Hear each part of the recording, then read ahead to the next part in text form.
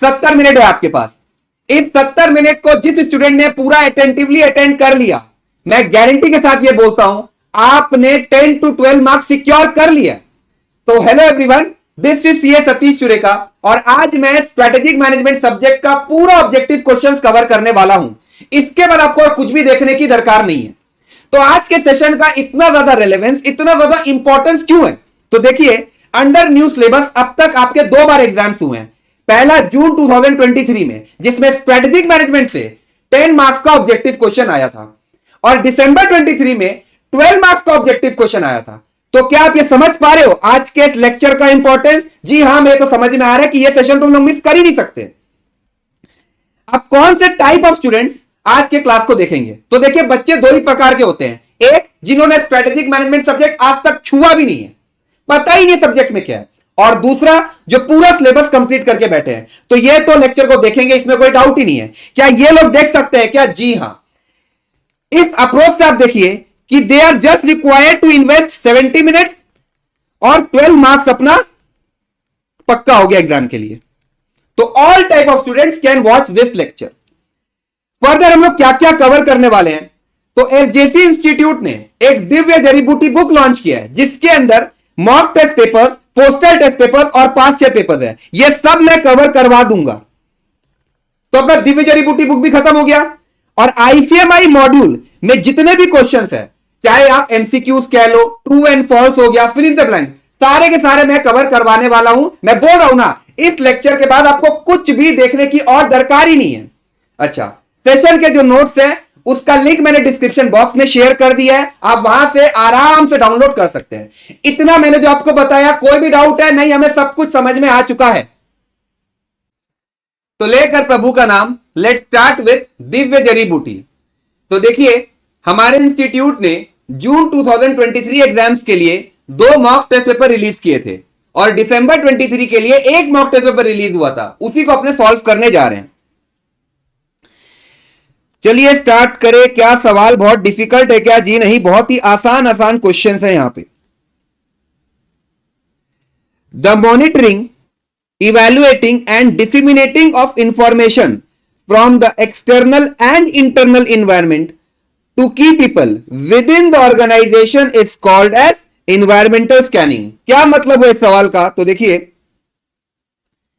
हम कहां पे पहुंचना चाहते हैं, इसे कहा जाता है विजन। जहां पे हम पहुंचने की सोच रहे हैं, उसके लिए प्रेजेंटली अभी हम क्या कर रहे हैं, यह कहलाया जाता है मिशन। नाउ विजन और मिशन के बीच में जो बेबी स्टेप्स आप लेते हो, वो बन जाता है गोल्स एंड ऑब्जेक्टिव्स। अब कोई भी ऑर्गेनाइजेशन अपने विजन को अचीव करने के लिए पहले एनालिसिस करती है इंटरनल और एक्सटर्नल इन्वायरमेंट का, उसके बाद ही वो स्ट्रेटेजीज फॉर्मुलेट करेंगी। अब एक बार आपने स्ट्रेटेजीज फॉर्मुलेट कर ली, तो उसका अचार डालेंगे क्या? जी नहीं, उसे आप इंप्लीमेंट करोगे। अब आपने जो स्ट्रेटेजी इंप्लीमेंट की, कोई जरूरी नहीं है, यह हो ही नहीं सकता कि वो एकदम परफेक्ट हो, फ्लॉलेस हो, ऑप्टिमल हो। कहने का मतलब यह है कि आपके द्वारा बनाई गई स्ट्रेटेजी में कोई गलतियां ही नहीं है, यह इम्पॉसिबल होता है। देयरफॉर उन गलतियों को ढूंढने के लिए स्ट्रेटेजी को इवैल्यूएट करके कंट्रोल करना पड़ता है। अब सवाल को फिर से रीड करो। The monitoring, evaluating and disseminating of information from the internal and external environment to key people within the organization is called as environmental analysis. इसे हम लोग इन्वायरमेंटल स्कैनिंग भी कह सकते हैं, ठीक है? So this is my correct answer. Balance score card तो टॉप डाउन अप्रोच है। बैलेंस स्कोर कार्ड देखते हमें याद आ जाना चाहिए। This test is a catch all category. जहां पर हमने कैच ऑल कैटेगरी देख लिया, it implies feasibility test. So this test is a catch-all category indicating that the structure must fit legal stakeholder, trade union or similar constraints. So this is my correct answer. ठीक है ना? Dash is similar to referral programs, affiliate marketing. फिर आ जाते हैं, state कीजिए whether the following statements are true or false. Deep learning describe करता है automated learning of implicit properties और अंडरलाइंग रूल्स फॉर डेटा। जी नहीं, गलत स्टेटमेंट है ये। डीप लर्निंग की जगह मशीन लर्निंग होना चाहिए। Machine learning describe automated learning of implicit properties of और अंडरलाइंग रूल्स फॉर डेटा, तो ये स्टेटमेंट फॉल्स है। Strategy implementation involve positioning forces before the action, क्या नहीं, आफ्टर द एक्शन, तो ये स्टेटमेंट भी फॉल्स है। करेक्ट कर दीजिए इसे, बिफोर की जगह आफ्टर होना चाहिए। Then strategic business unit is a part of organization for which there is distinct external market for goods और services that is different from another SBU. जी हां, एक एसबीयू का जो कस्टमर बेस होगा ऑब्वियसली डिफरेंट एसबीयू का customer भी different ही होगा, तो ये स्टेटमेंट ट्रू है। तो ये 3 सवाल तो बहुत ही ज्यादा आसान थे। फिर आ जाइए फिल इन द ब्लैंक्स में। अ dash industry consist of large number of small और मीडियम साइज कंपनीज। बहुत सारी स्मॉल और मीडियम साइज कंपनीज एक साथ इकट्ठा हो गई है, जहां पे कोई भी इस पोजीशन में नहीं है कि वो डिटरमाइन कर सके इंडस्ट्री के प्राइस को, तो ऐसी इंडस्ट्री को हम फ्रैगमेंटेड इंडस्ट्री कहते हैं। फिर dash framework helps to identify sources of competition in an industry. किसी भी इंडस्ट्री का क्या लेवल ऑफ कंपटीशन है, क्या कॉम्पिटिटिव इंटेंसिटी है, ये तो आपको पॉटर्स 5 फोर्सेस फ्रेमवर्क से ही पता चलता है। पॉटर्स 5 फोर्सेस में क्या क्या आता है? Bargaining power of buyer, bargaining power of supplier, threat of substitute, threat of new entrant and nature of rivalry in industry. तो यहां में लिख दिया Porter 5 forces. Dash is the ratio of the number of inputs required to produce a unit of output। ये तो efficiency है। मैंने example भी दिया था क्लास में कि मैं 4 घंटे इनपुट देता हूं पढ़ाई में, लेकिन आउटपुट जो निकलता है ना, ऐसा लगता है कि मैं 8 घंटे पढ़ लिया। इफेक्टिव स्टडी 8 घंटे का है, तो इसे अपने एफिशिएंसी कहते हैं, ठीक है ना। तो यहां का एक डिस्कशन तो चलिए हुआ समाप्त। एमटीपी का जो पहला सेट इंस्टीट्यूट ने रिलीज किया था फॉर जून 2023, ये खत्म हो चुका है। अब अपने स्टार्ट करते हैं with the second set of MTP release by the institute for June 2023 examinations. इसके सेक्शन बी में आप आ जाइए। विच among the following provide the standard for performance appraisal. देखिए, मैंने आपको यह बताया कि एक ऑर्गेनाइजेशन कहां पे पहुंचना चाहती है, इसे विजन कहा जाता है। जहां पे वो पहुंचने की सोच रही है, उसके लिए प्रेजेंटली अभी वो क्या कर रही है, यह कहलाया जाता है mission.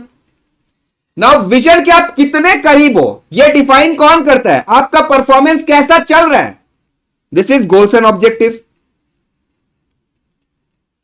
So which among the following provides the standard for performance appraisal? Correct answer is objective. ठीक है ना। एब्सोल्यूट कॉस्ट एडवांटेज अराइज करता है फ्रॉम सुपीरियर प्रोडक्शन, क्या? जी हां।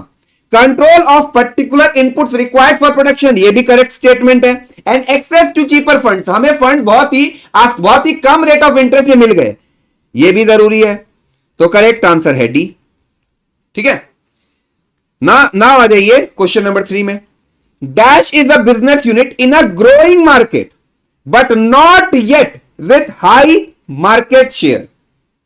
तो लो रिलेटिव मार्केट शेयर है इन हाई मार्केट ग्रोथ रेट, तो ये तो अपना कैश काउ होता है।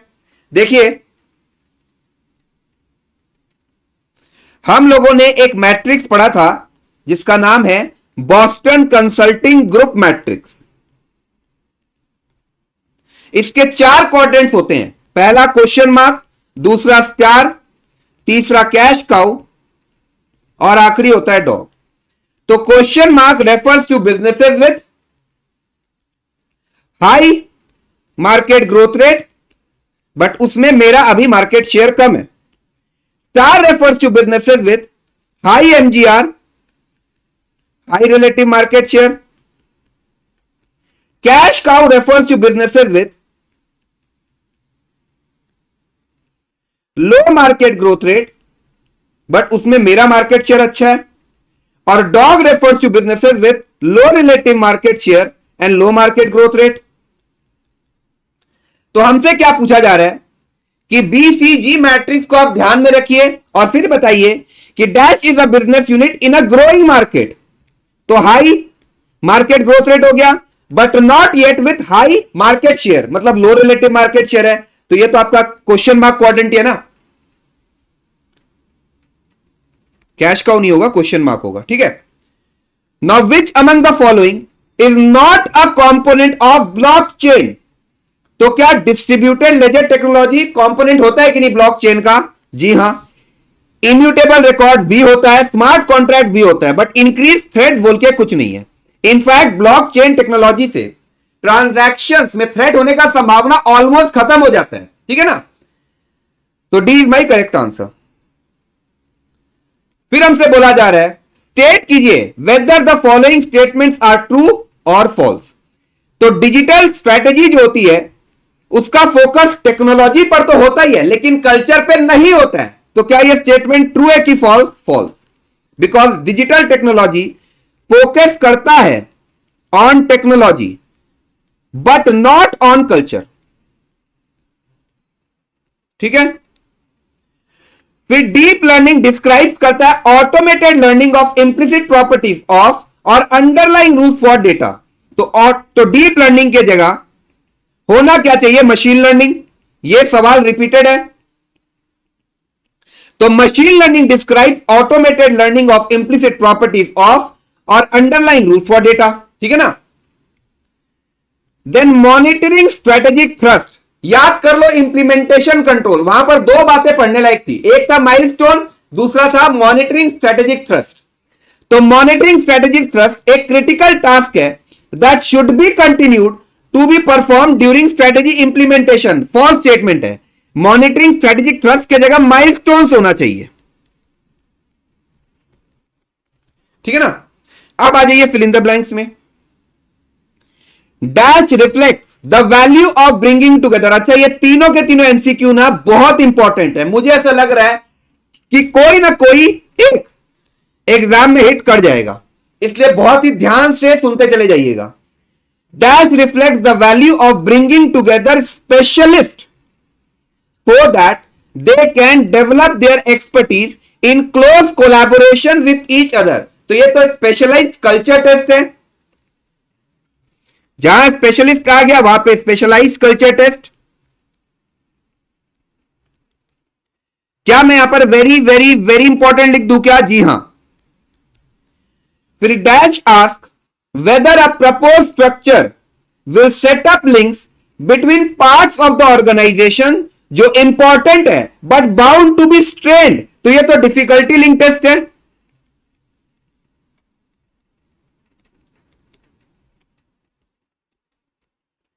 फिर dash stresses the importance of clear lines of accountability. जहां अकाउंटेबिलिटी दिख दिया it means accountability test.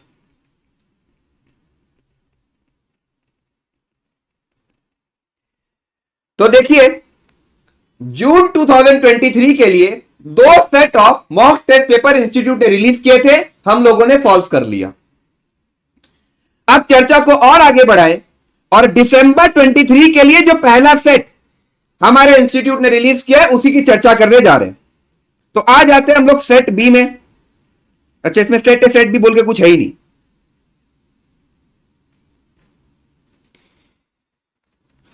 So what describes the categories of activities within and around an organization which together creates a product or service?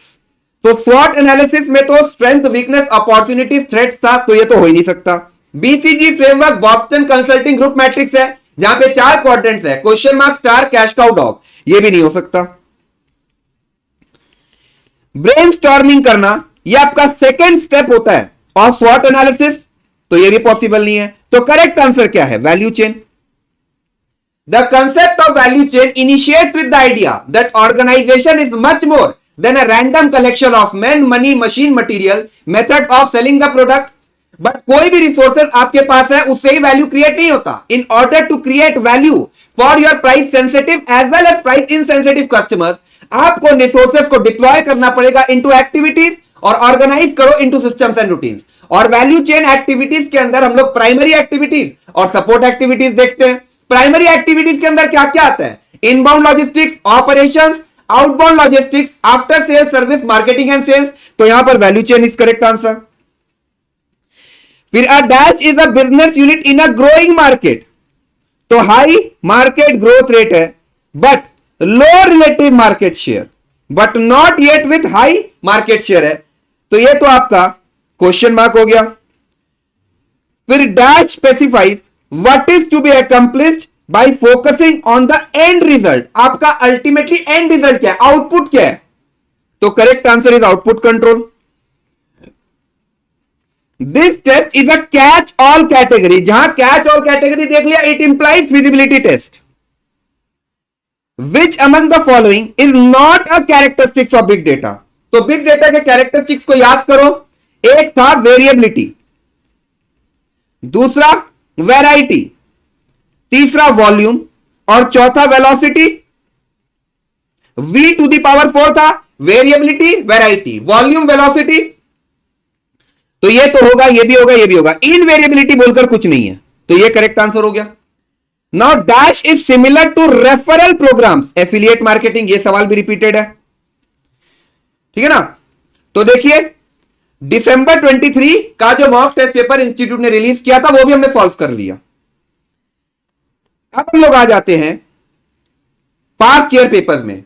तो new syllabus में दो बार exam हुआ है, एक बार जून 2023 में, एक बार दिसंबर 23 में, और एक पोस्टल टेस्ट पेपर भी इंस्टीट्यूट ने दिया है, वो भी अपने सॉल्व कर लेंगे।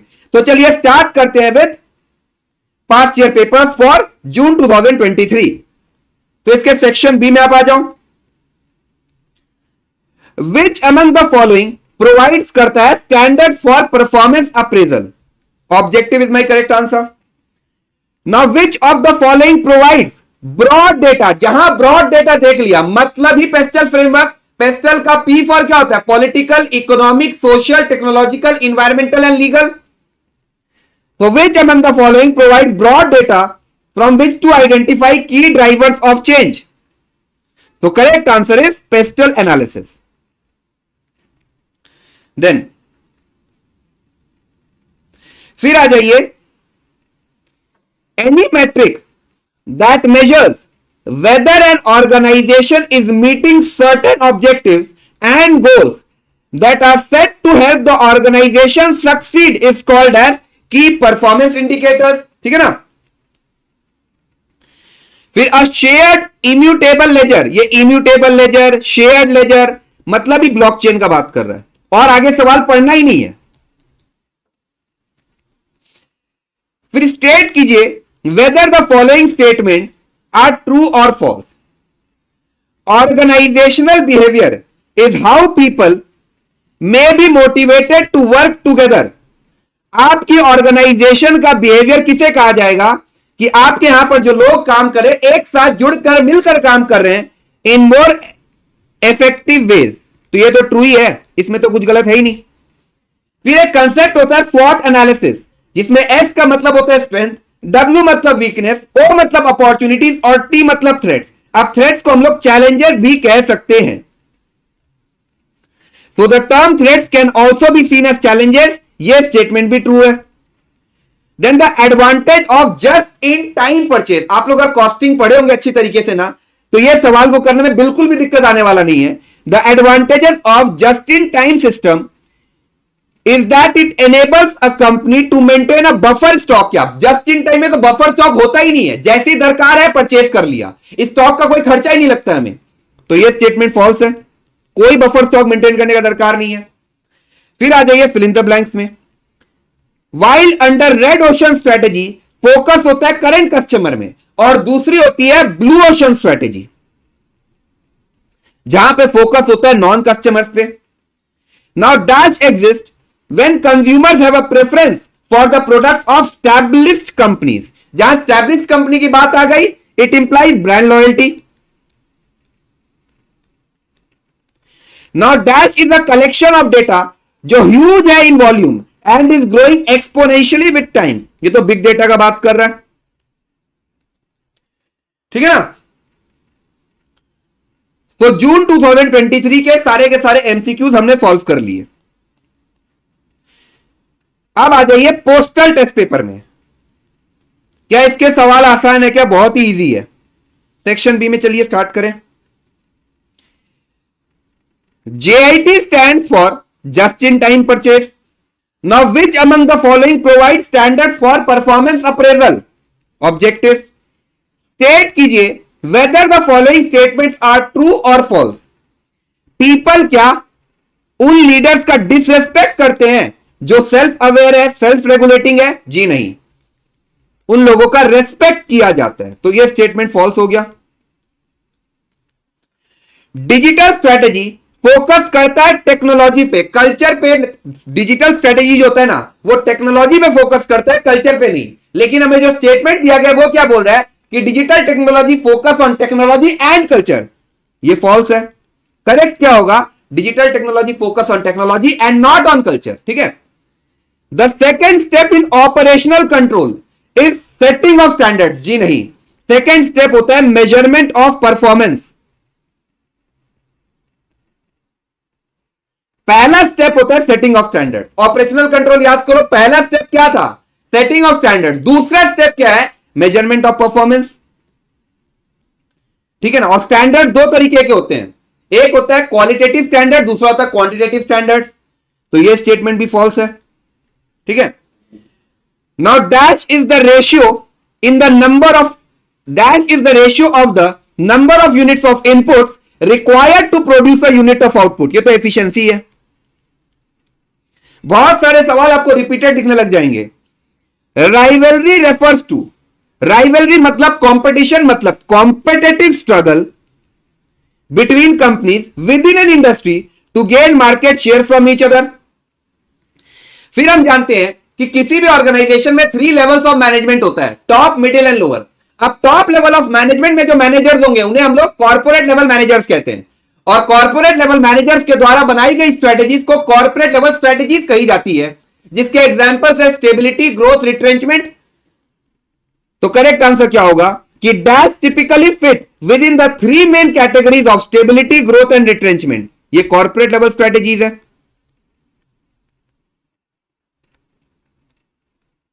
ठीक है ना। तो यहां हमारा पोस्टल टेस्ट पेपर भी कंप्लीट हो गया। अब चलिए स्टार्ट करें दिसंबर 23 का जो एग्जाम पेपर अब की बार आया था उसे सॉल्व करेंगे। Which among the following refers to job specific goals of each individual employee. हर एक इंडिविजुअल इंप्लॉय का क्या जॉब स्पेसिफिक गोल्स है, इसे हम लोग पर्सनल ऑब्जेक्टिव्स कहते हैं।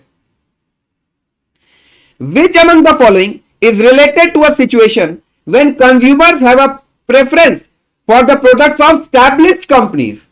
मुझे अगर लैपटॉप यूज करना है तो HP का ही, मैं अगर चिप्स खाऊंगा तो लेज ही खाऊंगा, मुझे अगर बर्गर खाना है तो मैं मैकडॉनल्ड्स में बैठ कर ही खाऊंगा। तो ये तो ब्रांड लॉयल्टी है ना, मैं ब्रांड के पीछे भाग रहा हूं। Then the fundamental rethinking, radical redesign of business process को अपने बिजनेस प्रोसेस री इंजीनियरिंग कहते हैं। जैसे कि पहले इंस्टीट्यूट में आप मैनुअली फॉर्म सबमिट करते थे, अब पूरा का पूरा री इंजीनियरिंग आ चुका है, ड्रामेटिक चेंज आया है। इसे हम लोग मतलब अब तो आप ऑनलाइन सबमिट कर पाते हो ना, तो इसे हम कहते हैं बिजनेस प्रोसेस री engineering. A collection of data जिसका वॉल्यूम ह्यूज है and is growing exponentially with time, ये तो बिग डेटा है। देन स्वॉट एनालिसिस में S for strength, W for weakness, O for opportunities and T for threats, और threats को हम लोग चैलेंजेस भी कह सकते हैं। Then while developing key result areas, following can be hurdle। Lack of clarity हो सकता है क्या hurdle? जी हां। फिर distractions भी hurdle बन सकता है, top down imposition of areas भी hurdle बन सकता है। तो करेक्ट आंसर क्या है? डी। तो यहां हम लोगों ने सारे mock test papers, postal test papers and past year paper का डिस्कशन खत्म कर लिया।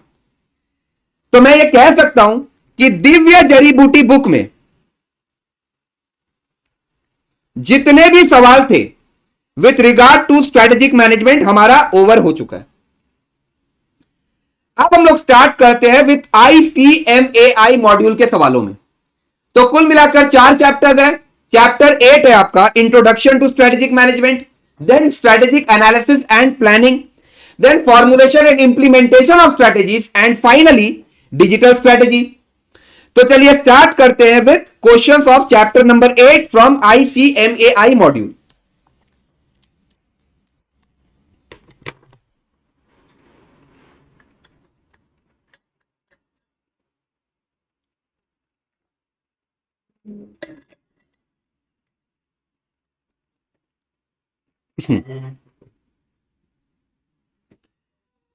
The monitoring, evaluating and disseminating of information from the internal and external environment to key people within the organization is called as analysis of internal and external environment, जिसे हम environmental scanning भी कह सकते हैं।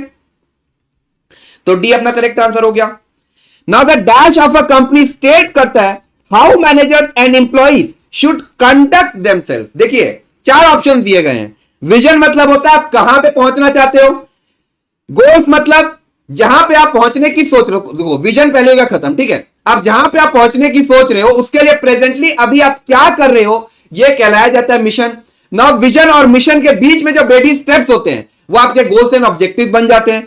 तो क्या विजन करेक्ट आंसर हो सकता है क्या? जी नहीं। गोल्स भी नहीं हो सकता, ऑब्जेक्टिव भी नहीं हो सकता है।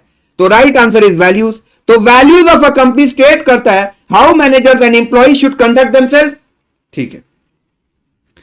Now dash are the day to day way in which an organisation operates and can be seen by people both inside and outside the organisation. तो C is my correct answer, behaviour. Now which among the following provide standard for performance appraisal. कितना बार यह सवाल देख लिया, D होगा, objective होगा correct answer. Now dash is concern with complexity. हम ये जानते हैं environment is highly dynamic, environment is highly complex. वहां पे political, economic, social, technological, environmental and legal changes आते ही रहते हैं। So dash is concern with complexity arising out of ambiguous and non routine situations with organizations wide rather than operation specific implications. तो strategic management is my correct answer. Now dash refers to job specific goals of each individual employee. ये तो personal objective है, ये सवाल भी ऊपर हमने देखा है। बैलेंस स्कोर कार्ड एक टॉप डाउन अप्रोच है। तो क्या सारे के सारे एमसीक्यू खत्म हो गए? जी हां। अब आते हैं हम लोग ट्रू एंड फॉल्स में। Business ethics are agreed upon code of conduct in business based on organizational norms। नहीं, business ethics के जगह organizational culture होना चाहिए, ये false statement है। Then strategy जो है is likely to be concerned with the short term direction। No no no no no, short term नहीं, long term direction होना चाहिए। तो ये statement भी false है। देन स्ट्रैटेजिक डिसीजंस वो होते हैं जो टॉप लेवल ऑफ मैनेजमेंट बनाए। Now lower level of management जो डिसीजन बनाते हैं उसे हम लोग ऑपरेशनल डिसीजंस कहते हैं। मैं एक बार फिर से रिपीट कर देता हूं। देखिए किसी भी ऑर्गेनाइजेशन में 3 लेवल्स ऑफ मैनेजमेंट होता है, टॉप, मिडिल एंड लोअर। अब टॉप लेवल ऑफ मैनेजमेंट के द्वारा बनाए गए डिसीजंस को स्ट्रैटेजिक डिसीजंस कहा जाता है। मिडिल लेवल ऑफ मैनेजमेंट के द्वारा बनाए गए डिसीजंस को टैक्टिकल डिसीजंस कहा जाता है। और लोअर लेवल ऑफ मैनेजमेंट जब कोई डिसीजन बनाते हैं ना तो इसे ऑपरेशनल डिसीजन अपने कहते हैं। तो क्या स्ट्रैटेजिक डिसीजंस जो टॉप लेवल ऑफ मैनेजमेंट बनाते हैं उससे क्या ऑपरेशनल डिसीजंस इफेक्ट होगा कि नहीं? डेफिनेटली होगा। तो यह स्टेटमेंट ट्रू हो गया। Now corporate strategy is about how to compete successfully in a particular market। देखिए 3 टाइप ऑफ स्ट्रेटेजीज होती है, corporate level strategies, business level strategies और फंक्शनल लेवल स्ट्रेटेजीज। इसमें से बिजनेस लेवल स्ट्रेटेजीज को ही हम लोग कॉम्पिटिटिव स्ट्रेटेजी भी कह सकते हैं। लेकिन हमारे सवाल में क्या कहा जा रहा है कि क्या corporate strategy is about how to compete successfully in particular market? जी नहीं, कॉर्पोरेट की जगह बिजनेस लेवल स्ट्रेटेजी होना चाहिए। तो यह स्टेटमेंट फॉल्स है। Then in evaluation and control, देखो पूरा स्ट्रेटेजिक मैनेजमेंट प्रोसेस याद करो। आप कहां पे पहुंचना चाहते हो इसे विजन कहा जाता है, जहां पे आप पहुंचने की सोच रहे हो उसके लिए प्रेजेंटली अभी आप क्या कर रहे हो, यह बन जाता है मिशन। ना विजन और मिशन के बीच में जो बेबी स्टेप्स आप लेते हो वो आपका कहलाया जाता है गोल्स एंड ऑब्जेक्टिव्स। अब कोई भी ऑर्गेनाइजेशन अपने विजन को अचीव करने के लिए पहले एनालिसिस करेगी इंटरनल और एक्सटर्नल एनवायरनमेंट का, फिर स्ट्रेटेजीज फॉर्मुलेट होगा, देन उस स्ट्रेटेजीज को आप इंप्लीमेंट करते हो। अब आपने जो स्ट्रेटेजी इंप्लीमेंट की 100% उसमें गलतियां होंगी because no strategy perfect, flawless and optimal. तो उन गलतियों को ढूंढना मतलब स्ट्रेटेजी इवैल्यूएशन एंड कंट्रोल। तो ये हमसे पूछ रहा है कि क्या स्ट्रेटेजी इवैल्यूएशन एंड कंट्रोल में आप एक्चुअल परफॉर्मेंस को कंपेयर करते हो क्या टू द डिजायर्ड परफॉर्मेंस, और फाइनली आप करेक्टिव एक्शंस लेते हो? जी हां, ट्रू। ठीक है। Then a customer oriented business definition focus करता है कैरेक्टरिस्टिक्स ऑफ प्रोडक्ट्स पे? नहीं, एक customer oriented business definition customer पे फोकस करेगा, एक product oriented business definition product पे फोकस करेगा। ठीक है ना, तो ये फॉल्स है। Then self regulation is the ability to understand one's own moods, emotions and drives as well as their effect on others। ये सेल्फ रेगुलेशन नहीं है, ये सेल्फ अवेयरनेस है। तो ये स्टेटमेंट भी फॉल्स हो गया। पीपल क्या उन लीडर्स का डिसरेस्पेक्ट करते हैं जो सेल्फ अवेयर है, जो सेल्फ रेगुलेटिंग है? नहीं, रेस्पेक्ट करते हैं। तो ये स्टेटमेंट फॉल्स हो गया। डिसरेस्पेक्ट की जगह रेस्पेक्ट होना चाहिए। फिर balance score card model requires an evaluation of organisational performance from 5 different perspective. नहीं 5 नहीं 4 होता है, 4 डिफरेंट पर्सपेक्टिव। तो यह स्टेटमेंट भी फॉल्स हो गया। Then accounting profit represents a purer and more reliable measure of profit than that is a better measure of performance। Accounting profit नहीं, इकोनॉमिक प्रॉफिट है वो। तो ये स्टेटमेंट भी फॉल्स है। ठीक है, तो क्या हमने खत्म कर लिया? यस। अब आते हैं फिल इन द ब्लैंक्स में। Dash typically fits within the 3 main categories of stability, growth and retrenchment. तो यह है आपका कॉर्पोरेट लेवल स्ट्रेटेजी। सवाल रिपीटेड है ये। Dash is about how to compete successfully in particular market. जहां competition देख लिया मतलब ही बिजनेस लेवल स्ट्रेटेजी। फिर dash is concern with developing and nurturing competence to provide a business unit with a competitive advantage. देखो 3 type of strategy होता है, corporate level strategies, business level strategies और आखिरी आपका functional level strategy. Functional level strategy is concern with developing and nurturing competence to provide a business unit with a competitive advantage. ठीक है। Now dash refers to monitoring, evaluating and disseminating of information from the internal and external environment to key people within the organization। तो ये तो आपका environmental scanning है। ये सवाल भी बहुत बार रिपीटेड है। Dash involve the process through which organizational activities and performances are monitored। ये strategy, evaluation and control का बात कर रहा है। फिर dash is a business definition जो फोकस करता है कैरेक्टरिस्टिक्स ऑफ प्रोडक्ट पे, जो सोल्ड किया जाता है और मार्केट को सर्व किया जाता है। तो ये तो प्रोडक्ट ओरिएंटेड हो गया। फिर dash view of a company business focus करता है कस्टमर पे, तो ये कस्टमर ओरिएंटेड हो गया। ठीक है ना। तो देखिए product oriented business definition product पे फोकस करेगा और कस्टमर ओरिएंटेड बिजनेस डेफिनेशन जो रहेगा वो कस्टमर पे फोकस करेगा। ठीक है ना। फिर dash is the desired future state of an organisation. Vision क्या होता है, आप कहां पे पहुंचना चाहते हो, आप अपना फ्यूचर क्या देख रहे हो, तो ये विजन हो गया। Then dash is the basic assumption and belief that are shared by members of an organisation. तो ये ऑर्गेनाइजेशन कल्चर है। बिकॉज ऑर्गेनाइजेशन कल्चर क्या था, basic assumptions, basic taken for granted assumptions shared by the members of the organisation. पूरा class में याद करवाया था मैंने आपको। Then dash are the day to day way in which an organisation operates and can be seen by people both inside and outside the organisation. तो ये आपका बिहेवियर होता है। ठीक है ना। तो behaviour are the day to day way in which an organization operates and can be seen by people both inside and outside the organization. ठीक है ना? फिर dash are defined as the ends that state specifically how the goals shall be achieved. तो ये अपना objectives हो गया. तो यहां चैप्टर नंबर 8 के जितने सवाल थे सारे के सारे ओवर हो चुके हैं. Now we are starting with the questions of chapter number 9. एकदम बच्चों जैसे सवाल है. चलिए स्टार्ट करें. देखिए, this provides the broad data from which to identify key drivers of change. जहां पे broad data आ गया, it implies spectral analysis where P for political, E for economic, S for social, T for technological, E for environmental and L for legal changes. तो correct answer C हो गया.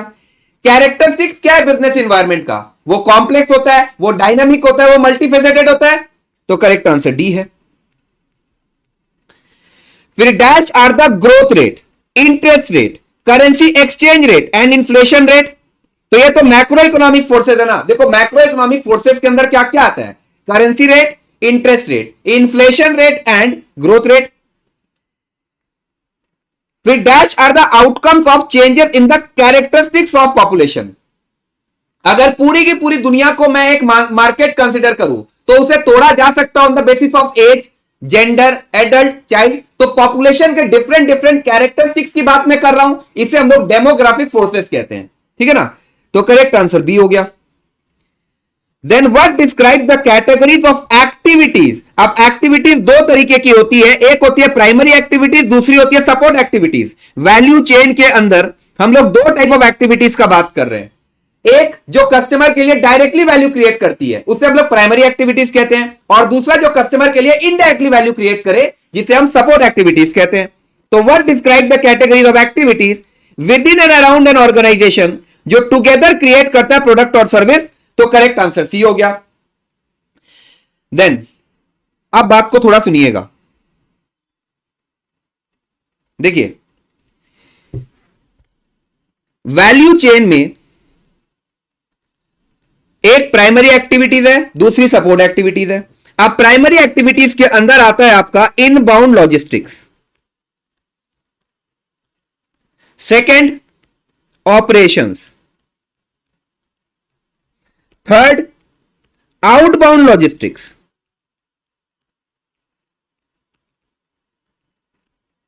Then fourth marketing and sales, और आखिरी आपका after sales service. अब आपसे पूछा क्या जा रहा है कि ये जो 5 प्राइमरी एक्टिविटीज आप देख पा रहे हो इसमें से कौन सी वो प्राइमरी एक्टिविटी है जो ट्रांसफॉर्म करती है इनपुट्स को इनटू फाइनल प्रोडक्ट और सर्विस. तो ये होती है ऑपरेशंस. बिकॉज इनबाउंड लॉजिस्टिक्स में क्या हो रहा है, आप सप्लायर से इनपुट रिसीव करते हो, उसे स्टोर करते हो और इश्यू कर देते हो, डिस्ट्रीब्यूट कर देते हो टू द प्रोडक्शन डिपार्टमेंट. अब प्रोडक्शन डिपार्टमेंट के पास इनपुट आ गया, उसमें वो ऑपरेशन परफॉर्म करके उसे आउटपुट बनाएगा. तो करेक्ट आंसर क्या हो गया? ऑपरेशन. बिकॉज ऑपरेशन ट्रांसफॉर्म करता है these inputs into final product और सर्विस. फिर आपसे पूछा जा रहा है कि ये जो 5 प्राइमरी एक्टिविटीज आप देख पा रहे हो इसमें से वो कौन सी एक्टिविटी है जो एनहांस और मेंटेन करती है वैल्यू ऑफ प्रोडक्ट और service such as installation, repair, training and spares. तो आज अगर मेरा लैपटॉप खराब होता है तो मैं गया आफ्टर सेल सर्विस डिपार्टमेंट के पास, उसने मेरा लैपटॉप रिपेयर करके दे दिया. समझ में आ रहा है? तो करेक्ट आंसर क्या होगा? After sale service. Because this department, this activity enhance और maintain the value of laptop. ठीक है ना. फिर डैश आर द कंपनीज जो करेंटली तो कंपीट नहीं कर रही है कोई इंडस्ट्री में, बट उनका यह कैपेबिलिटी है कि वो कंपीट कर सकती है अगर वो ऐसा सोचे तो. तो ये तो पोटेंशियल कॉम्पिटिटर्स हो गए. देखो, एस्टैब्लिश्ड कंपनीज वो होती है जो ऑलरेडी मार्केट में है, कॉम्पीट कर रही है.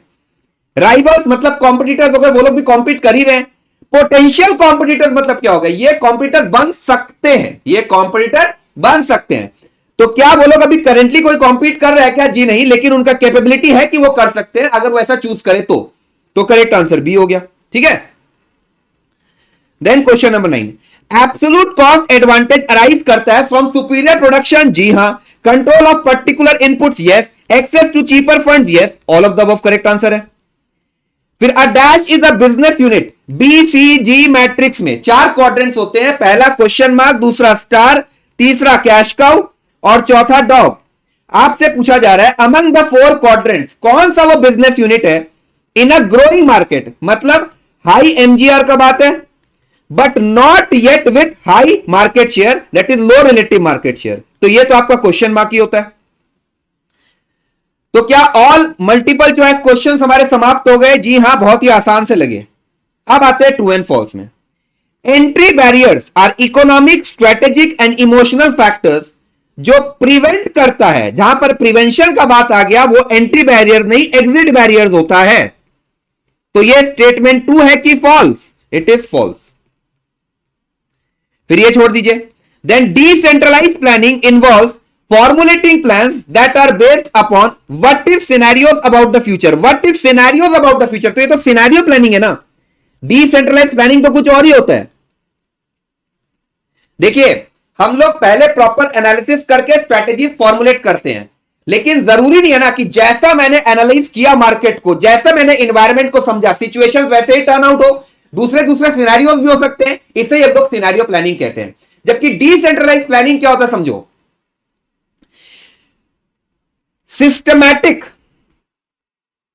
distribution of power at every level of management, यह होता है आपका डिसेंट्रलाइजेशन। मैं फिर से रिपीट करता हूं, देखो आपके यहां पर मॉड्यूल में बताया गया है कि डिसेंट्रलाइज्ड प्लानिंग इन्वॉल्व करता है formulating plans that are based upon what if scenarios about the future. यह स्टेटमेंट एकदम इनकरेक्ट है। Actually, scenario planning involves formulating plans that are based upon what if scenarios about the future। क्या मतलब हुआ इसका कि हम लोग पहले प्रॉपर एनालिसिस करते हैं, उसके बाद ही स्ट्रेटेजीज फॉर्मुलेट करते हैं। बट क्या ये गारंटी है कि जैसा एनालिसिस हमने किया सिचुएशन वैसे टर्न आउट हो जाए? नहीं, सिनेरियो चेंज हो सकता है। तो what if scenarios about the future के रिगार्ड में आप जब प्लान करते हो तो इसे हम लोग सिनेरियो प्लानिंग कहते हैं। और डिसेंट्रलाइज्ड प्लानिंग कुछ अलग ही चीज है। डिसेंट्रलाइज्ड प्लानिंग मतलब क्या हो गया, किसी भी ऑर्गेनाइजेशन में 3 लेवल्स ऑफ मैनेजमेंट होता है, टॉप, मिडिल एंड लोअर। जब सिस्टमैटिकली आप डिसीजन लेने की पावर डिस्ट्रीब्यूट करते हैं at every level of management, इसे हम लोग डिसेंट्रलाइजेशन कहते हैं। ठीक है ना। फिर question number 4, critical success factors are those product features that are particularly valued by an organization. जी नहीं, ऑर्गेनाइजेशन कोई वैल्यू नहीं करता इसे, बल्कि by a group of customers होता है ये। तो ये स्टेटमेंट भी फॉल्स है।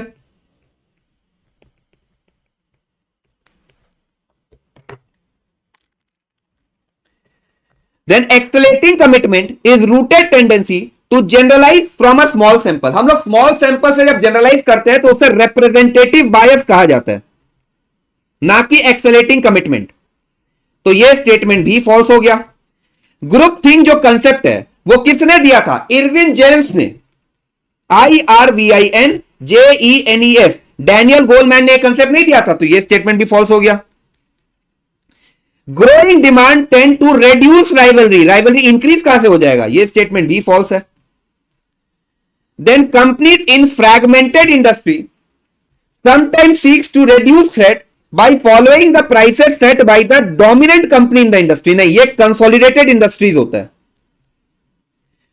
तो consolidated industries sometimes seeks to reduce threat by following the prices set by the dominant company in the industry. तो यह स्टेटमेंट भी फॉल्स है।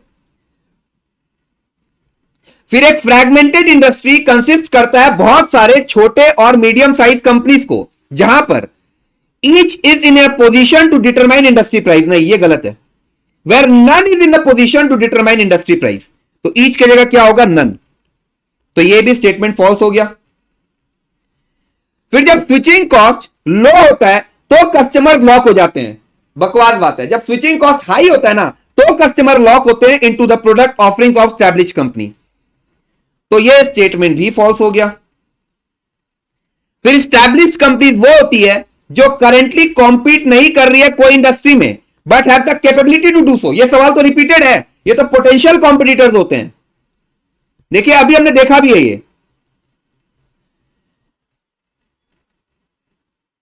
कि potential competitors are company that are not currently competing in any industry but have the capability to do so if they choose. तो यही है correct answer. फिर आ जाइए क्वेश्चन नंबर 12 में। देखिए हम लोगों ने कंसेप्ट पढ़ा PESTEL analysis, where P stand for political, E for economic, S for social, T for technological, E for environmental and L for legal. इसमें से बोला जा रहा है कि ये जो सोशल होता है ना, social influences refers to innovation such as artificial intelligence, internet, nano technology और the rise of new composite materials. नहीं, artificial intelligence, machine learning, deep learning, neural network सब आपका टेक्नोलॉजी रिलेटेड बात कर रहा है, तो ये टेक्नोलॉजिकल इन्फ्लुएंसेस होगा। तो ये स्टेटमेंट भी फॉल्स है। ठीक है, अब हम लोग आ जाते हैं फिल इन द ब्लैंक्स में। अ dash is a group of firms जो प्रोडक्ट और सर्विस को प्रोड्यूस कर रही है। तो ये तो इंडस्ट्री है, एक इंडस्ट्री में बहुत सारी कंपनीज आ जाती है और वो लोग प्रोडक्ट या फिर सर्विस प्रोड्यूस करती है, सर्विस देती है। Dash activities are directly concern मतलब जो कस्टमर को डायरेक्टली वैल्यू क्रिएट करके दे रहा है, तो ये तो प्राइमरी एक्टिविटीज है। फिर dash logistics are activities concern with receiving the input from the supplier, फिर उसे आप स्टोर करते हो और डिस्ट्रीब्यूट कर देते हो टू द प्रोडक्शन डिपार्टमेंट, तो ये आपका इनबाउंड लॉजिस्टिक्स होता है। Then service includes those activities, after sale service में आप क्या करते हो, आप एनहांस और मेंटेन करते हो वैल्यू ऑफ प्रोडक्ट और सर्विस। देख लीजिए।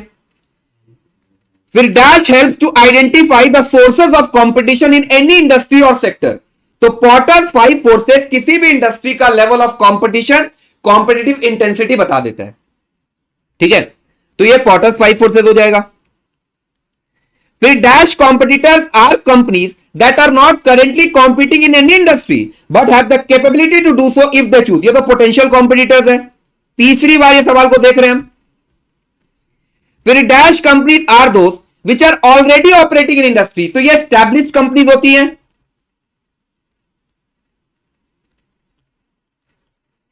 फिर dash exist when consumers have a preference for the product of established companies, तो ये ब्रांड लॉयल्टी है। मैं अगर लैपटॉप यूज करूंगा तो एचपी का ही, मैं अगर चिप्स खाऊंगा तो मैं लेज ही खाऊंगा, मैं अगर बर्गर खाऊंगा तो मैकडॉनल्ड्स का ही खाऊंगा, तो ये तो ब्रांड के प्रति मेरा लॉयल्टी हो गया ना। फिर rivalry refers to competitive struggle, rivals मतलब ही कॉम्पिटिटर, तो देखिए rivalry refers to competitive struggle between companies within an industry to gain market share from each other. Then a dash industry consist of large number of small or medium sized companies, none of which is in a position to determine industry price, ये आपका fragmented industry है। ये सवाल अभी हमने ऊपर भी देखा था। Then a dash industry is dominated by small number of large companies or in extreme cases by just one company and companies often are in a position to determine industry price, जहां पे industry price determine हो गया वो आपका consolidated industry है। तो देखिए हमने चैप्टर नंबर 9 के सारे सवाल खत्म कर लिए। तो कुल मिलाकर 4 चैप्टर्स थे। Introduction to strategic management done है, then strategic analysis and planning भी एकदम मजे से कंप्लीट हो गया। अब आते हैं हम लोग chapter number 10, formulation and implementation of strategy. ये तो और इजी है।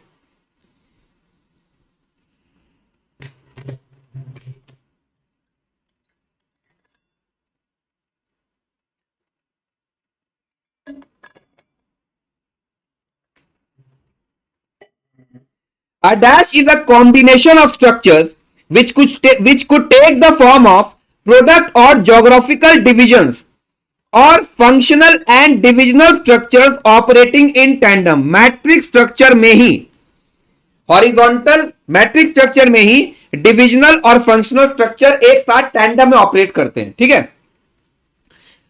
Then a dash is one, जहां पे क्रॉस फंक्शनल टीम्स को क्रिएट किया जाता है, undertake the work and then are dissolve. तो ये आपका प्रोजेक्ट बेस्ड स्ट्रक्चर हो गया। जैसे कि अगर कोई इंटीरियर डिजाइनिंग का कोई प्रोजेक्ट चल रहा है, मेरे घर में काम हो रहा है, 6 महीना काम चला, फिर हटिए सारे के सारे, कारपेंटर हटिए, मार्बल्स वाले हटिए, टाइल्स वाले हटिए, इलेक्ट्रीशियंस हटिए, तो ये आपका प्रोजेक्ट बेस्ड स्ट्रक्चर होता है।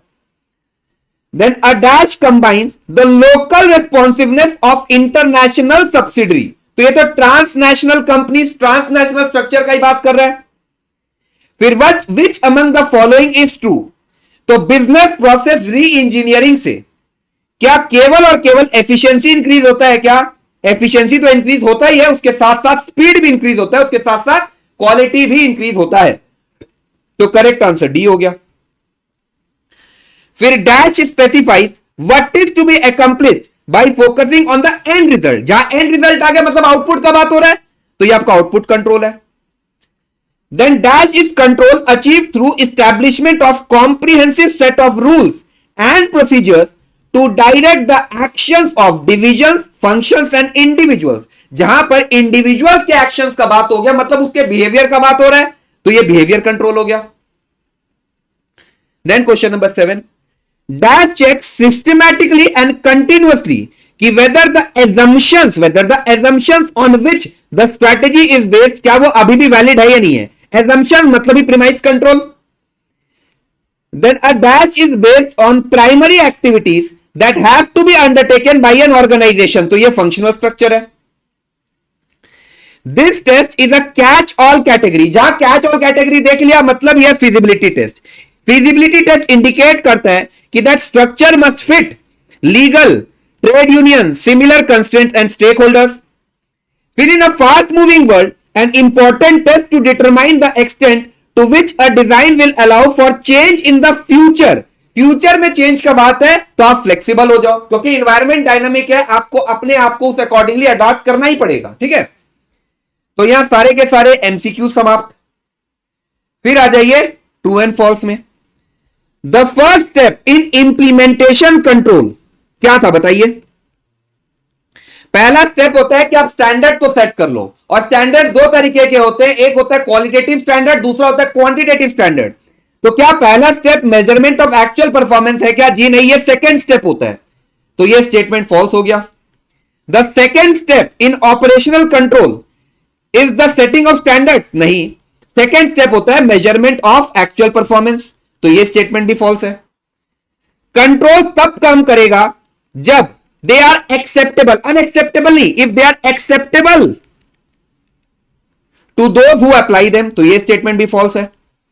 फिर मॉनिटरिंग, अच्छा ये इंप्लीमेंटेशन कंट्रोल नहीं है, सॉरी ये ऑपरेशनल कंट्रोल है। एक बार मैं फिर से रिपीट कर दे रहा हूं, the first step in operational control process involve करता है सेटिंग ऑफ स्टैंडर्ड्स, और सेकेंड स्टेप जो होता है ना ऑपरेशनल कंट्रोल का, वो है आपका मेजरमेंट ऑफ एक्चुअल परफॉर्मेंस। मैं एक बार फिर से रिपीट कर देता हूं, रुको कंफ्यूजन होगा। The first step in operational control involve करता है सेटिंग ऑफ स्टैंडर्ड्स, तो यह स्टेटमेंट आपका फॉल्स हो गया।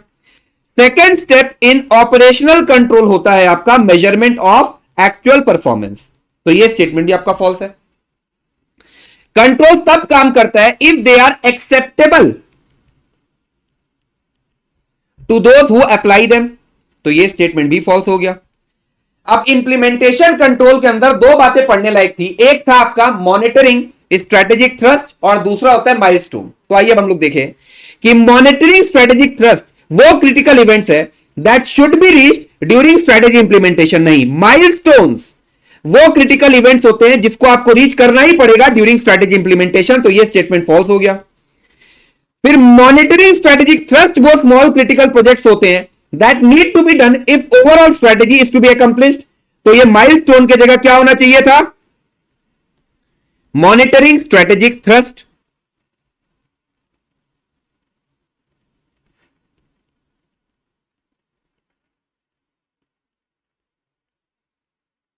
तो ये स्टेटमेंट भी फॉल्स है।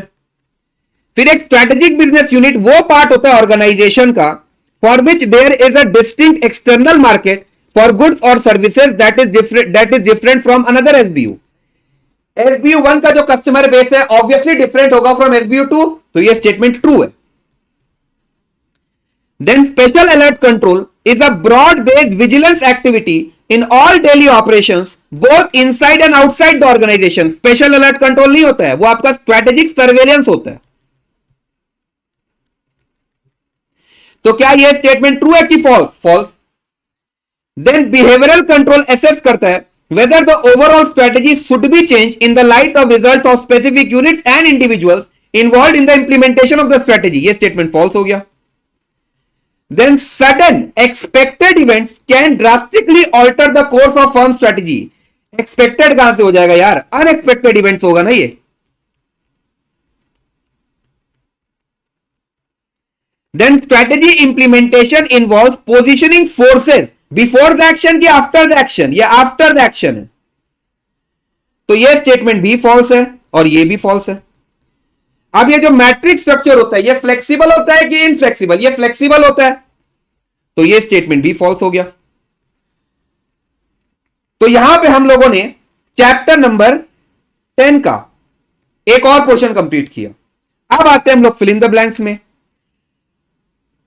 Dash and dash are the key ways of improving your strategic capability. तो एचआर डिपार्टमेंट बहुत ही ज्यादा जरूरी होता है क्योंकि वो लोग लोगों को रिक्रूट करता है और उन्हें रिटेन करता है. तो रिक्रूटमेंट एंड रिटेंशन. फिर डैश में भी broadly discussed in following 3 areas, namely HR function, line managers and structure and processes. तो ये तो ऑर्गेनाइजिंग पीपल का ही बात कर रहे हैं ना. जहां पे एचआर आ गया मतलब वो पीपल्स डिपार्टमेंट है, लोगों को ऑर्गेनाइज करेगा. फिर dash have greater personal ownership for their own divisional strategies. तो ये तो डिविजनल मैनेजर्स हैं. डिविजनल स्ट्रेटेजीज का रिस्पॉन्सिबिलिटी किस पर होगा? डिविजनल मैनेजर्स पर. फिर कंफ्लिक्ट अक्रॉस फंक्शनल एरिया को मिनिमाइज किया जा सकता है विथ इंक्रीज अकाउंटेबिलिटी और फोकस. ठीक है. Then dash is not itself a type of structure but एक बहुत ही इफेक्टिव प्रोग्राम होता है to implement a turn around strategy. पहले इंस्टीट्यूट में आप मैनुअली फॉर्म जमा करते थे, अब सिचुएशन पूरा टर्न अराउंड हो गया, आप ऑनलाइन जमा कर लो. तो इसे हम लोग बिजनेस प्रोसेस री इंजीनियरिंग कहते हैं. फिर dash is the ratio of the number of units of inputs required to produce a unit of output. बहुत बार ये सवाल देख चुका है, इसे हम लोग एफिशिएंसी कहेंगे. फिर dash is one where teams is created, undertake the work and then are dissolve. ये सवाल रिपीटेड है. देखिए इसे प्रोजेक्ट बेस्ड स्ट्रक्चर कहते हैं जहां पे क्रॉस फंक्शनल टीम्स बनाई जाती है, वो लोग काम करते हैं और फिर डिसॉल्व कर दिया जाता है. फिर dash reflect the value of bringing together specialist. अच्छा ये तीनों के तीनों सवाल है ना, वेरी वेरी वेरी इंपॉर्टेंट है. मुझे लग रहा है एक ना एक हिट करेगा ही करेगा कि dash reflect the value of bringing together specialist. जब सारे स्पेशलिस्ट एक साथ इकट्ठे हो गए तो उसे हम लोग स्पेशलाइज्ड कल्चर टेस्ट कहेंगे, so that they can develop their expertise in close collaboration with each other. Dash ask whether a proposed structure will set up links between parts of the organizations that are important but bound to be strained. जहां पर strained का बात है, यह आपका difficulty link test है. फिर dash stresses the importance of clear lines of accountability. accountability आ गया मतलब accountability test. तो यहां पे हम लोगों ने चैप्टर नंबर 10 भी पूरा का पूरा कंप्लीट कर लिया. तो देखिए हमारे कोर्स में कुल मिलाकर 4 चैप्टर्स थे. Chapter number 8, chapter number 9 and chapter number 10. सबके multiple choice questions, true and false और फिल इन द ब्लैंक्स हमने अच्छी तरीके से देख लिए हैं. अब आते हैं हम लोग चैप्टर नंबर 11 में, जो है हमारे कोर्स का आखिरी चैप्टर, डिजिटल स्ट्रेटेजीज. इसके सवाल तो और इजी है. पूरे स्ट्रेटेजिक मैनेजमेंट कोर्स का सबसे इजीएस्ट टॉपिक अगर कोई है जिससे एकदम गिफ्टेड मार्क्स है, उसे हम लोग डिजिटल स्ट्रेटेजी के नाम से ही जानते हैं. मैं अपने बिजनेस को डिजिटली ट्रांसफॉर्म क्यों करूं? 3 रीजन बताइए. ताकि मेरे कस्टमर को अच्छा एक्सपीरियंस मिले. यस. मेरा जो ऑपरेशन है that is business operation efficiently and effectively चले. और मेरा जो बिजनेस मॉडल है वो स्केलेबल हो पाए. तो करेक्ट आंसर डी हो गया. Then the process of digital transformation requires करता है coordination across the entire organisation and involve करता है बिजनेस कल्चर चेंजेस। तो आंसर तो सवाल में ही दे दिया है, तो करेक्ट आंसर क्या है? Digital transformation. Then layer of digital transformation एक टॉपिक हमने पढ़ा था, वहां पे हमने क्या देखा? पहला स्टेप क्या बोलता है कि आपका मल्टीपल सोर्सेज में डेटा पड़ा है, उसे इकट्ठा करो, जिसे हम डेटा एग्रीगेशन कहते हैं। अब सारा का सारा डेटा तो रेलेवेंट नहीं है मेरे लिए for the purpose of analysis, तो उससे इररिलेवेंट डेटा को हटाओ और केवल रेलेवेंट डेटा को रखो, इसे हम कहते हैं डेटा मैनेजमेंट। तो कैटेगराइजिंग एंड ऑर्गेनाइजिंग डेटा, हम जब इररिलेवेंट डेटा को हटा रहे हैं और केवल रेलेवेंट डेटा को रख रहे हैं for the purpose of analysis, तो क्या हम डेटा को कैटेगराइज कर रहे हैं कि नहीं? जी हां। क्या हम डेटा को ऑर्गेनाइज कर रहे हैं कि नहीं? Yes. So categorizing and organizing the digitize data and making it ready for application is called as data management. फिर which among the following is not a characteristics of big data? तो big data के अंदर V4 आ जाता है, volume, velocity, variety and variability. आपसे पूछा जा रहा है कि अमंग द फोर कौन सा बिग डेटा का कैरेक्टरिस्टिक्स नहीं है? तो इनवेरिएबिलिटी। फिर डेटा को आप स्टोर कर सकते हो, एक्सेस कर सकते हो, प्रोसेस करते हो in the form of fixed format. देखिए 3 टाइप ऑफ डेटा होता है। ऐसा डेटा जिसके लिए हमारे पास एक फिक्स्ड फॉर्मेट, एक स्ट्रक्चर्ड फॉर्मेट अवेलेबल है, उसे हम स्ट्रक्चर्ड डेटा कहते हैं। ऐसा डेटा जिसके लिए हमारे पास कोई स्ट्रक्चर्ड फॉर्मेट अवेलेबल ही नहीं है, उसे हम अनस्ट्रक्चर्ड डेटा कहते हैं। और ऐसा डेटा जो स्ट्रक्चर के साथ साथ अनस्ट्रक्चर्ड है, उसे हम सेमी स्ट्रक्चर्ड डेटा कहते हैं। तो यहां पर पूछा जा रहा है कि वो कौन सा डेटा है जिसे आप स्टोर कर सकते हैं, एक्सेस कर सकते हैं, प्रोसेस कर सकते हैं in the form of fixed format, तो उसे स्ट्रक्चर्ड डेटा के नाम से हम जानते हैं। Then which among the following is not a component of blockchain? तो distributed ledger technology is a component of blockchain, immutable record भी एक कंपोनेंट होता है ब्लॉकचेन का, और स्मार्ट कॉन्ट्रैक्ट यहां पर एग्जीक्यूट होते हैं, तो इंक्रीज थ्रेट हो ही नहीं सकता। तो ये अपना सही आंसर हो गया। Then which among the following alternatives is not suited for robotic process automation? तो रोबोटिक प्रोसेस ऑटोमेशन से आप predictable and routine type of transactions करवाते हो। प्रेडिक्टेबल हो गया, रिपीटेबल हो गया, रूटीन टाइप ऑफ ट्रांजैक्शंस करवाओगे। अनप्रेडिक्टेबल इवेंट्स यहां पे नहीं आते हैं, तो ये अपना सही आंसर हो गया। Now dash is similar to referral programs. Referral program मतलब affiliate marketing. Then dash is a form of paid advertising जो अलाउ करता है मार्केटिंग टीम्स को to essentially purchase traffic to their website. तो ये आपका पे पर क्लिक मार्केटिंग होता है। एक बार मैंने वेबसाइट में क्लिक किया तो जिस कंपनी ने एडवर्टीजमेंट चलाया था उसे कुछ पेमेंट करना पड़ेगा, ठीक है। फिर forecasting the weather is an example of narrow artificial intelligence. देखिए आर्टिफिशियल इंटेलिजेंस के 2 टाइप होते हैं, एक होता है वीक आर्टिफिशियल इंटेलिजेंस जिसे हम नैरो आर्टिफिशियल इंटेलिजेंस के नाम से भी जानते हैं, और दूसरा होता है स्ट्रॉन्ग आर्टिफिशियल इंटेलिजेंस। तो weather forecasting umbrella is an example of narrow artificial intelligence. तो क्या सारे के सारे एमसीक्यू हो गए कि नहीं चैप्टर नंबर 11 के? जी हां। फिर आ जाइए ट्रू एंड फॉल्स में। डिजिटल स्ट्रैटेजी फोकस करता है टेक्नोलॉजी पे, कल्चर पे नहीं। तो यह स्टेटमेंट फॉल्स हो गया, क्योंकि क्या बोला जा रहा है कि डिजिटल स्ट्रैटेजी फोकस करता है टेक्नोलॉजी पर भी और कल्चर पर भी। ऐसा नहीं है, digital technology focuses on technology but not on culture.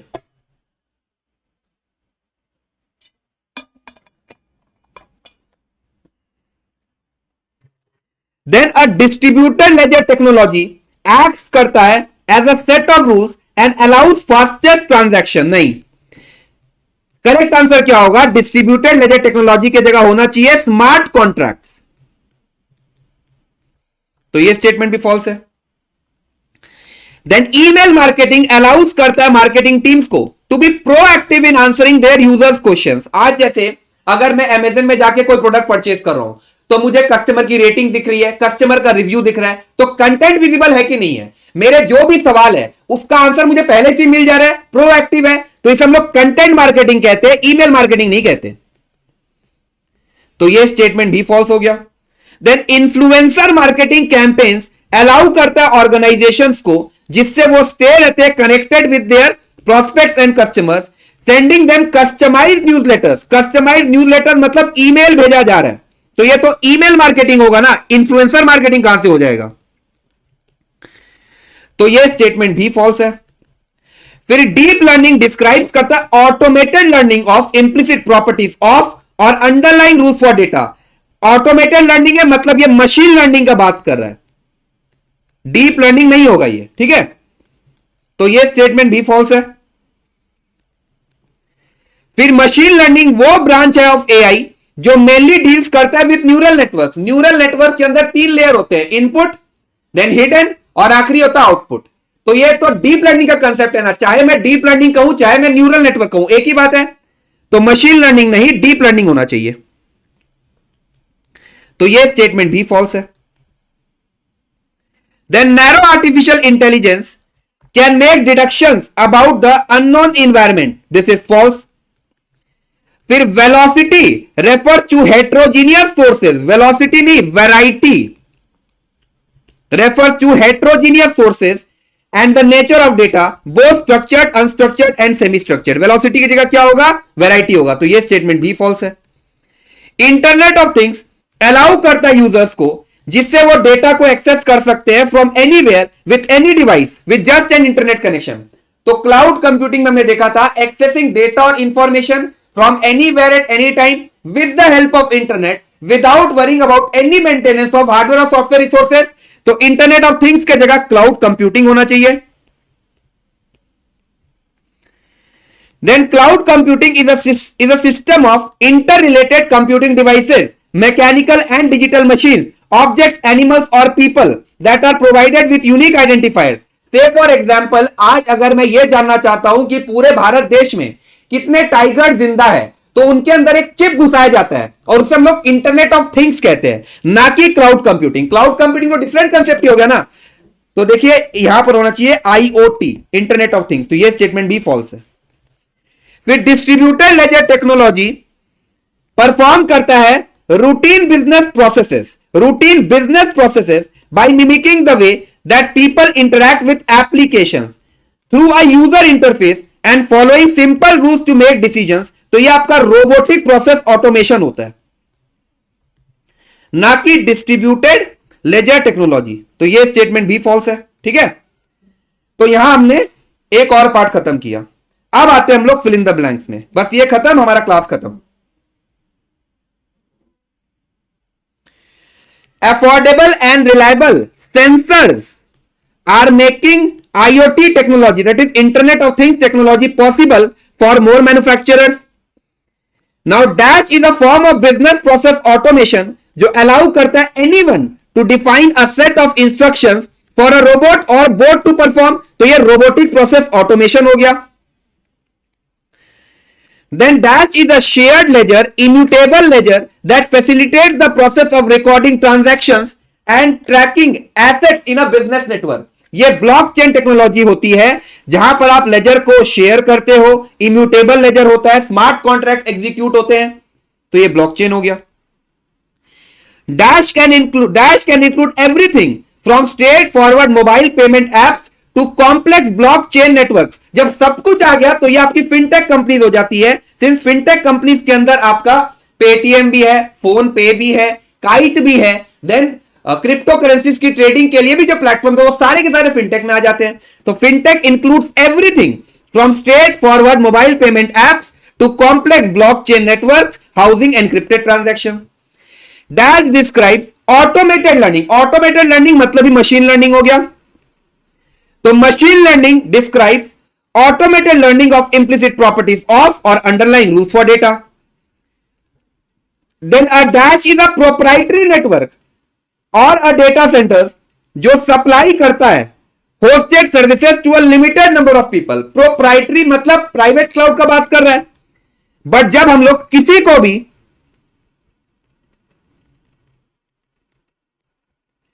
Cloud में स्टोरेज स्पेस देने के लिए दे देते हैं, जैसे कि अमेज़न वेब सर्विसेज का जो काम है, तो वो आपका पब्लिक क्लाउड होता है। तो यही हमारा अगला सवाल है, a public cloud sells services to anyone on the internet.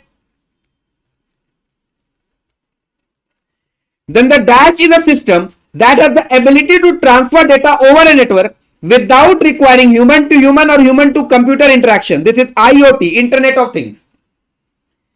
Then the process of moving applications and other data to a cloud infrastructure, मतलब आप क्या कर रहे हो, डेटा और एप्लीकेशंस को मूव कर रहे हो तो इसे हम लोग क्लाउड माइग्रेशन कहते हैं।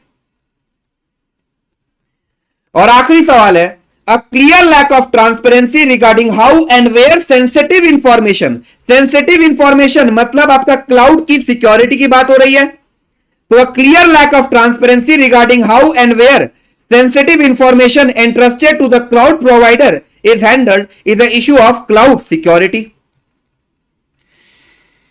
तो यहां पे देखिए हम लोगों ने ICMI मॉड्यूल भी पूरा कंप्लीट कर लिया है। तो आज मैंने आपको जितना पढ़ाया है, अगर अच्छी तरीके से ये वीडियो को आप 2 बार रन कर लोगे ना तो बस 12 मार्क्स सिक्योर हो गया, गारंटीड हो चुका है। तो यहां पर मैं आज के क्लास को ऑफ करता हूं। ठीक है, अपने हेल्थ का प्रॉपर ध्यान रखिए, अच्छी तरीके से एग्जाम दीजिएगा।